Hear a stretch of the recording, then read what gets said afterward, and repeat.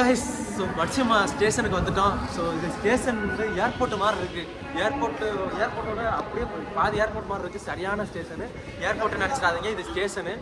ஆனால் so guys Japan வந்துட்டு யாருமே லோக்கல் ட்ரெயினில் மட்டும் ஏறிடாதீங்க. தயவுசெய்து 2 மணி நேரம் ட்ராவல் பண்ணி 4 மணி நேரம் ஸோ ஒரு 50 கிலோமீட்டர் 3 மணி நேரம் ட்ராவல் பண்ணிட்டோம். ஆளுக்கே வெளுத்துருச்சு.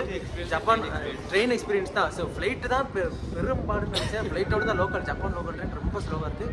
ஜப்பான் வரவங்க யாருமே லோக்கல் ட்ரெயின் யூஸ் பண்ணாதீங்க, எக்ஸ்பிரஸ் யூஸ் பண்ணுங்கள். ஒரு பாயிண்ட்டு. அப்புறம் சுற்றி காட்டுங்களேன். சுற்றி காட்டுங்க ப்ரோ.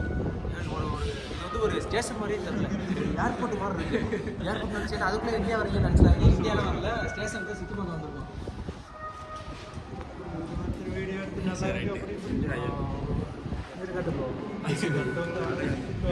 செல்ஃபியை காட்டு. செல்ஃபிலேருந்து பேக் கேமரா கூட வாங்கிக்கிறோம்.